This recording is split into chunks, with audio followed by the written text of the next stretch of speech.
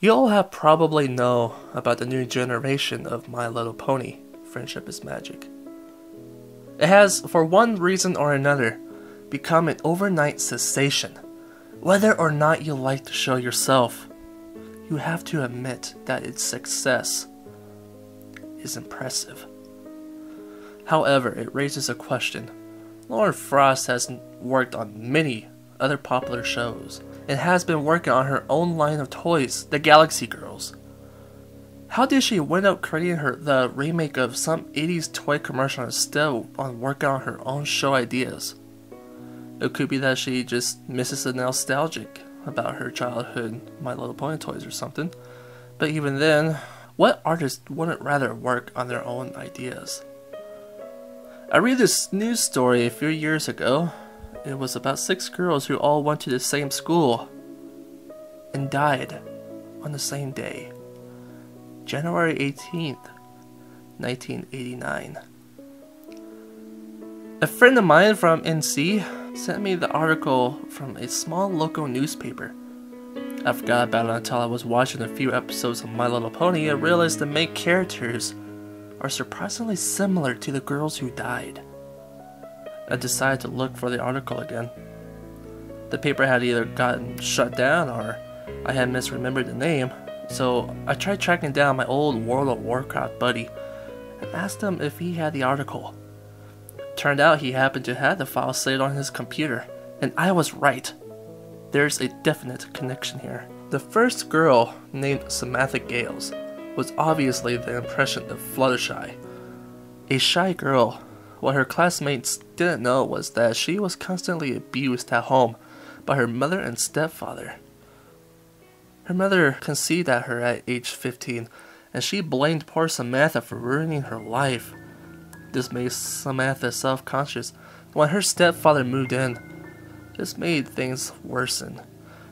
Her stepfather never liked having to take care of Samantha when her mother was away, so he would lock her in the basement and leave her, sometimes for a whole day. Her mother tolerated this, and as she grew, would hit Samantha for talking out of turn. When her half-sister was born, the abuse became considerably worse. She would be starved, forced to sleep outside, and sometimes beaten outright. Because she dressed in shabby clothes and had low self-esteem, she often got picked on by other kids at school. Her only friends were animals she would rescue, which her family would make her get rid of. No! She committed suicide by overdosing on Valium. The second, named Julius Walters, was always one of the popular girls. She was rich, smart, beautiful, and seemed to live the charmed life. However, her parents argued constantly and were really only together for appearances. She was held up to a high standard, which made her a perfectionist. She wanted to be a designer and lived in Paris, but her parents wanted her to remain in Carolina and marry a popular man, one of good breeding and high income. For the most part, her parents ignored her. Her parents' only concern was approaching rich and high social standing, but in reality, her mother married her father because of money, and since he had accumulated so much debt, they had been losing money fast. This is what got her interested in fashion. Since she started making her own fashionable clothes to maintain the appearance of wealth, she died in a car crash. Her mother and father got into another argument over money while he was driving. Her neck was snapped on impact and she died instantly. She was clearly the impression of rarity. Then there was Alexandra Matthews. Alex was an incompetent girl. She always sought to be the best of the best, especially at sports. Track in particular. Her father always wanted a boy, and since her mother was declared incapable of having another child, he decided to raise her as if she was his son. In the end, though, she loved her mother and father, and was more than happy to play sports with her father. She excelled at them even. This made her popular, and by the time she was in high school, she was being sought out by athletic scouts from college all over the country. This made her try even harder. She had always wanted to compete in the Olympics.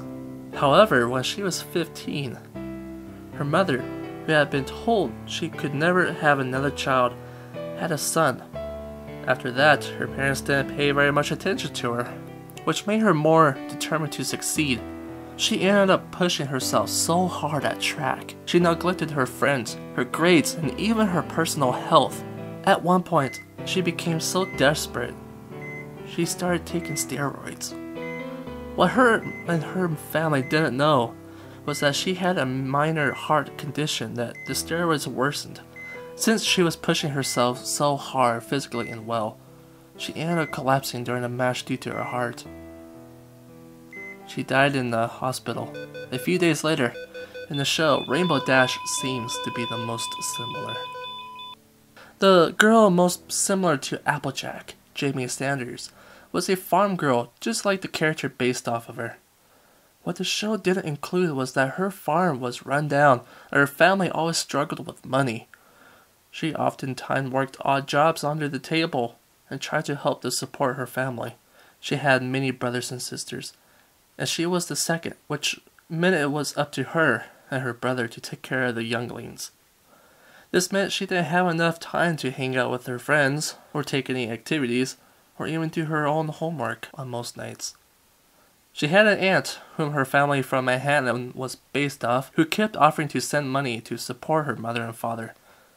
But they were proud and always refused. That is until her father died from a heart attack in 1987. Her mother followed shortly after, having killed herself when she couldn't handle the pressure of taking care of all the children. They were taken in by their own grandmother, who was incapable of truly taking care of them. Jamie herself oftentimes helped out with the family's yard's work and keep her family afloat. She died when she fell into a wood chipper.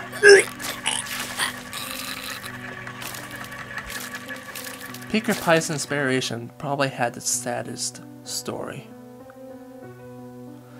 Katherine Jackson was a foster child and moved from home to home. Her birth father killed her mother and himself in a fit of rage when she was 5, and she could never quite settle into a good home. Some of the foster families who would take her in were merely interested in the financial support adopting a child would bring, and would refuse to feed or clothe her. Even when she was in a nice home with a good family, the old memories still haunted her, breaking her fragile sanity into a million pieces. She would have nightmares of her mother screaming and bleeding and her father screaming for her, claiming to be after her next. By the time she was in high school, she completely snapped. She started hallucinating and act out in class. Many of the other kids and even teachers assumed that she was merely hyperactive and was trying to be funny. She would oftentimes paint and draw and write about fictional things, and dressed in over-the-top clothing.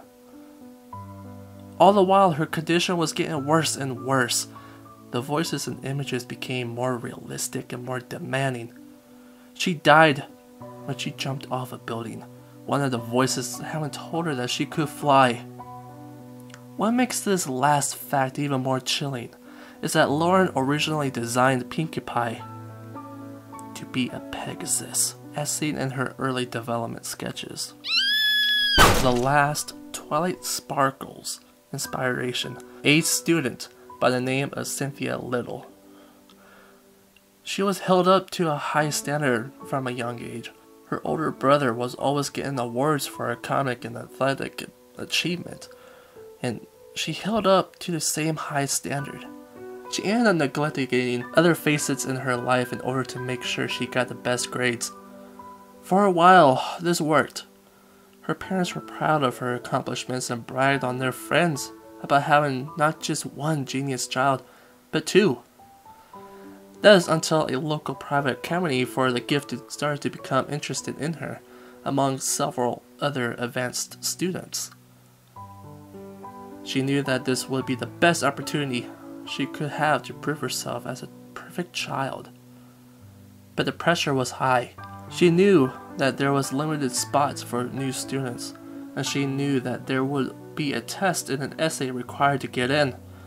So she became a little desperate. She studied to the point where she would hardly eat and never sleep.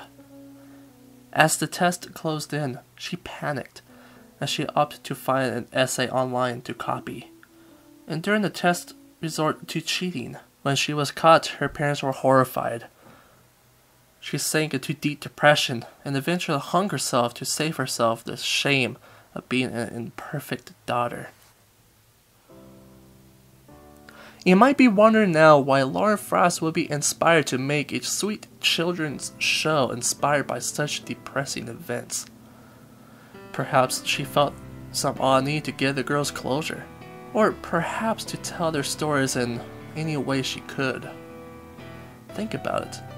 In one episode named The Cutie Mark Chronicles, each pony describes of how they earn each one's cutie marks.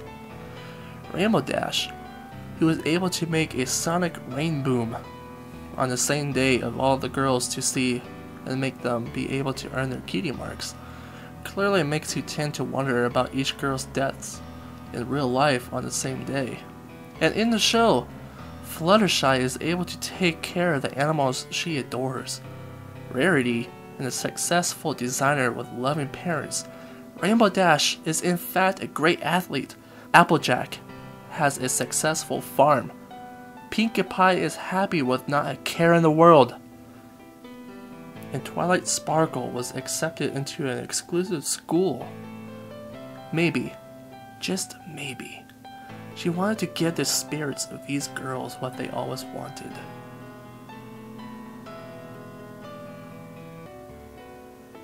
And I think they're happy.